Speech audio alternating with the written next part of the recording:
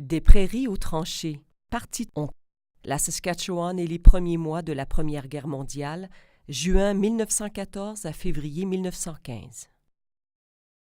Le 28 juin 1914, l'archiduc François-Ferdinand, héritier présomptif au trône de l'Empire austro-hongrois, ainsi que sa femme Sophie, furent assassinés à Sarajevo par des membres d'un groupe nationaliste serbe, la Main Noire.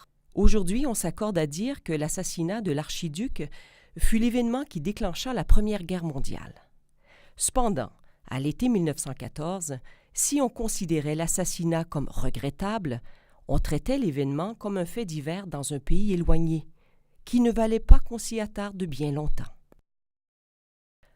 En Saskatchewan, à plus de 8000 km de Sarajevo, si l'assassinat de l'archiduc a fait la une de quelques journaux, beaucoup n'en ont pas fait mention, et le consensus général était que la crise se résorberait avec le temps. En effet, d'autres problèmes préoccupaient les habitants de la Saskatchewan. Les fermiers s'inquiétaient pour leur culture, affectés 3 ans de suite par la sécheresse. Les catholiques attendaient avec impatience l'élection d'un nouveau pape après la mort de Pie X. Enfin, les mouvements de tempérance et de suffragettes étaient des sujets d'actualité. Alors que les habitants de la prairie saskatchewanaise se préparaient aux travaux agricoles pendant un été chaud, la situation a commencé à s'envenimer en Europe. Puis tout est allé en s'accélérant comme un cheval emballé, menant l'Europe vers la guerre. Un réseau complexe d'alliances causa l'affrontement des grandes puissances européennes. L'Allemagne soutenait les revendications de l'Autriche contre la Serbie, tandis que la Russie prenait parti dans la crise en appuyant ses cousins des Balkans. Le 28 juillet, l'Autriche-Hongrie a adressé un ultimatum à la Serbie, qui, quant à elle, s'est fiée à sa protectrice, la Russie, pour défendre ses intérêts. L'Allemagne a garanti son soutien à l'Autriche, ce qui encouragea Vienne à défendre son honneur. Tandis que la crise s'aggravait pendant la majeure partie de juillet, les Canadiens, bien que préoccupés, ne s'inquiétaient pas outre mesure de cette affaire. Ce sentiment d'isolement ne dura pas.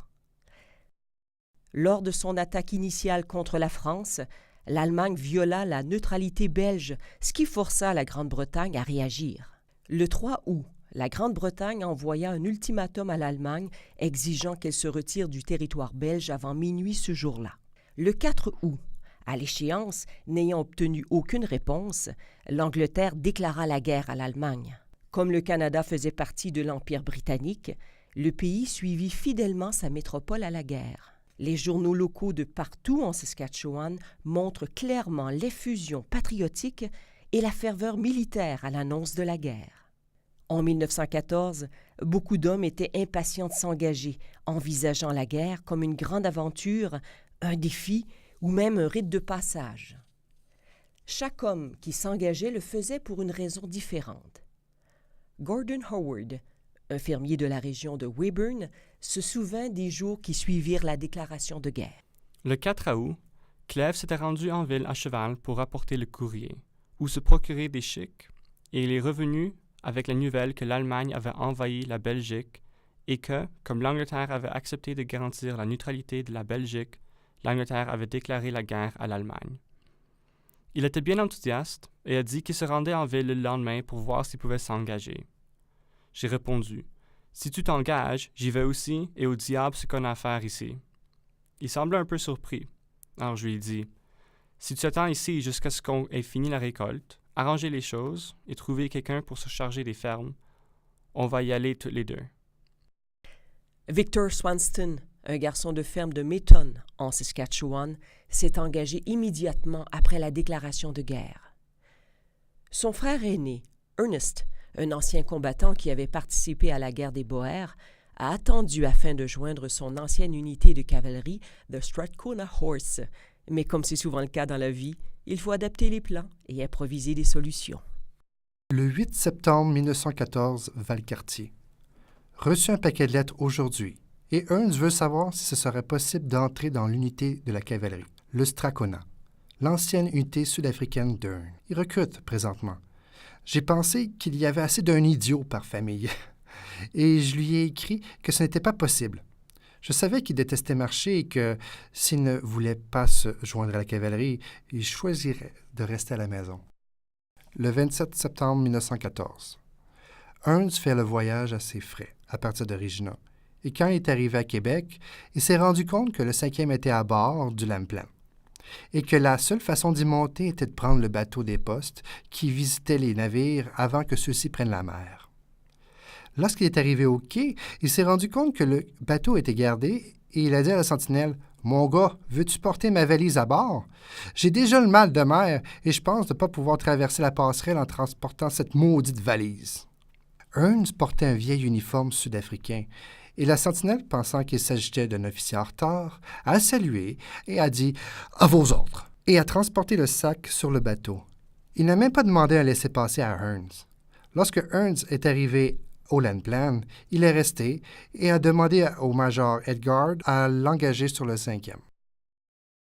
Un ancien combattant de Moose Jaw, Fred Gillespie, membre du 46e bataillon, se souvient distinctement d'un jeune ami, Gordon Paul, qu'on n'avait pas retenu pour être déployé en France, mais qui ne pouvait se laisser dissuader de suivre ses amis.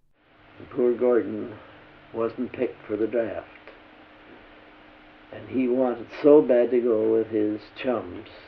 He'd been with them so long that he wanted to continue going with them and be with them. And they wouldn't hear tell of putting him on the draft. He went and pleaded for them to put him on. Nothing doing. But the day we left Ramshot, he was with us, unknown to the officers.